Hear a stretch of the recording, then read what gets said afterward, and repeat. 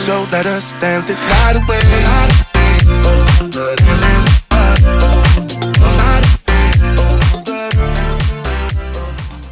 Hello and welcome to a new video. I hope everybody is doing well. So today's video is my February TBR, or to be read. I actually have a theme for this month, and it is Chinese New Year. Because yeah, Chinese New Year is between 29th of January and the 5th of February, but I've always seen Chinese New Year as in February for me. Little bit of background. My mum was born in Singapore, and my gran was Singaporean, and my granddad was English, so they both married, had my mum, she was born in Singapore, and yeah, so I have a small bit of Asian heritage in me. So it always holds a bit of a special place in my heart, because I do have family still in Singapore as well, and I have visited there many a time, and yeah, loved it. But anyway, going off on a tangent here. So yeah, my theme is Chinese New Year. So I've picked some books that are Asian Oriental fantasy themed, with some mythology in there as well. So this is what I have so far. I've got 5 books. A 6th one may be added, it all depends. Currently I'm filming this on the 5th of February, so I am reading one of these books, but it's not been going as well as I thought. But anyway, let's get into what I'll be reading. So this is the first one. It is Heart of the Sun Warrior by Su Lin Tan. It is the sequel to Daughter of the Moon Goddess. So this is the celestial duology, and yeah, I loved Daughter of the Moon Goddess. Read that last year. I've got the Fairy Loot copy here actually. So yeah, this was my 2nd Fairy Loot book, I think, and I love this. I mean, this book is just stunning in itself, and I really enjoyed this book, so I was very excited that Fairy Loot were doing the sequel, and as soon as that was available to order, I ordered it, and I think this was back in August, and it only just arrived towards the end of January. So, but yeah, look at those sprayed edges. Oh, it's gorgeous. So Daughter of the Moon Goddess is based on, I think, a Chinese mythology, and it's about Xingying, who is the daughter of the Moon Goddess, who has been banished to the moon, and her job is to basically light the lanterns on the moon, to make sure that it rises every night and shines bright into the mortal realm. And Xingying basically wants to end her mother's banishment by going to the celestial realm, or the heavenly realm, and trying to, yeah, win favour with the emperor to free her mother. She finds out a lot of things about herself along the way, not only the fact that she now has magic, because all celestials, immortals, have magic in them. And this is really bad recap. I even had to go onto TikTok to get a recap. But she joins the army. Well, she right, so when she comes to the realm, she works for a noble family, bumps into the emperor's son, the prince, Li Wei, and she sort of haphazardly befriends him, and then she decides, right, she wants to be one of the companions. She doesn't know at the time he's the prince, so she decides she wants to be one of the companions for the prince, and enters into the competition. The prince sees her, recognizes her, and kind of cheats a little so that she basically wins.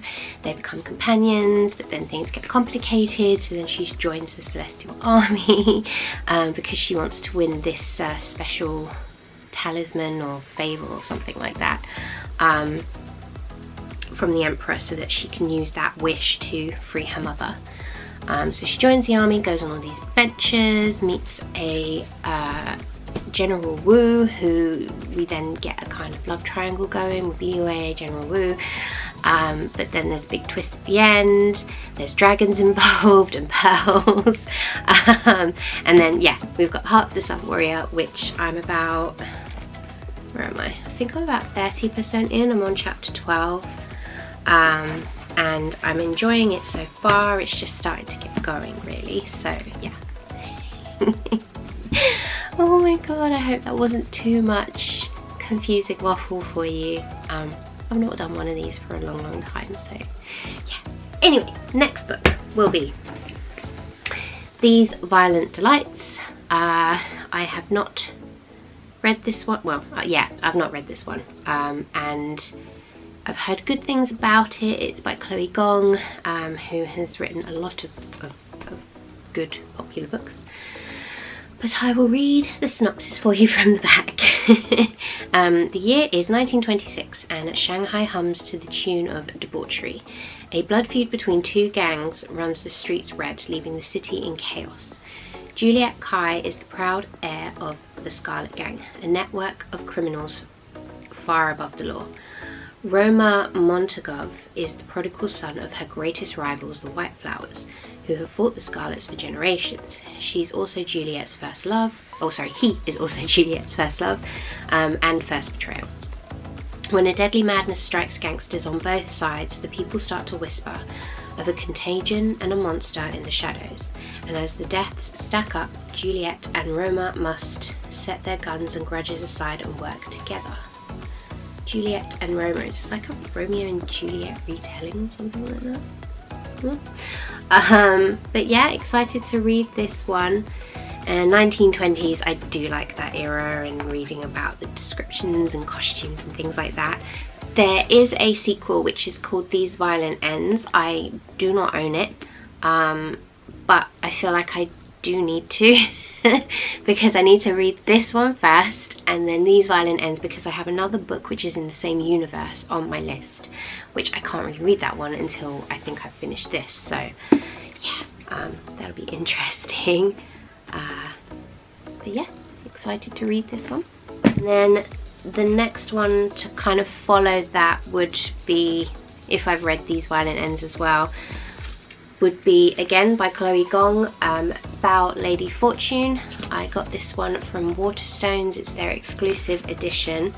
What makes it exclusive is this gorgeous cover, naked hardcover, this foil, which is so pretty. Nothing on the back though.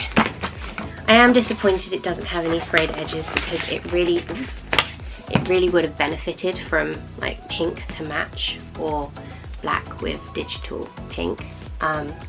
But alas, anyway, it's still a beautiful book. But this one is set in the 1930s. So it's 1931 in Shanghai, and the stage is set for a new decade of intrigue. 4 years ago, Rosalind Lang was brought back from the brink of death, but the experiment that saved her also stopped her from sleeping and aging, and lets her heal from any wound. In short, Rosalind cannot die. Now desperate for redemption for her traitorous past, she uses her abilities as an assassin for her country. But when the Japanese Imperial Army begin its invasion march, Rosalind's mission pivots. A series of murders is causing unrest in Shanghai, and the Japanese are under suspicion. Rosalind's new orders are to infiltrate foreign society and identify the culprits behind the terror plot before more of her people are killed.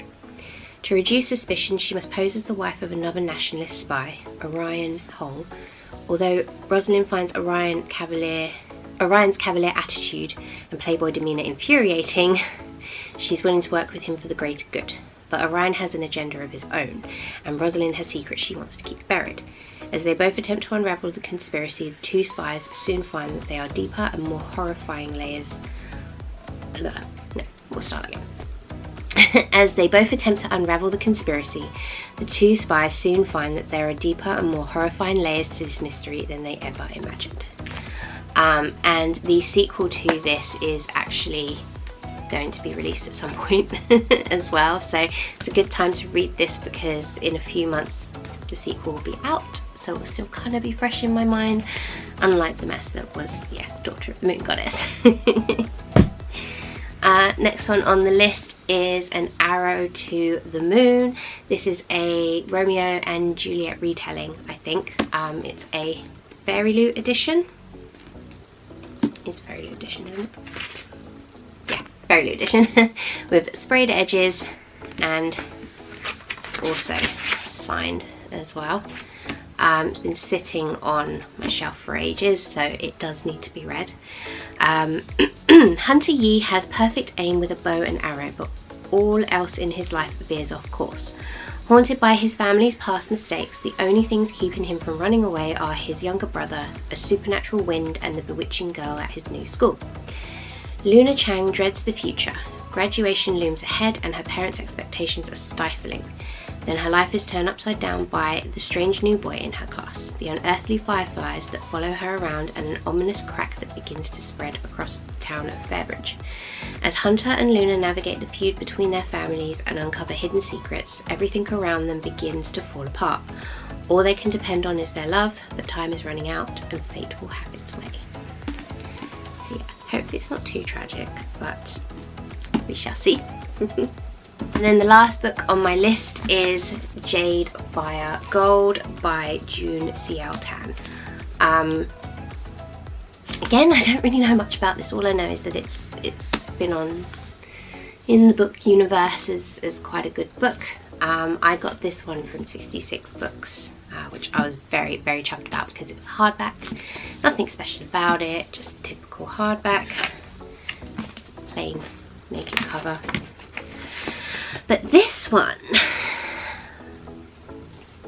in an empire on the brink of war, An is no one with no past and no family. Ultan is a lost heir, his future stolen away as a child.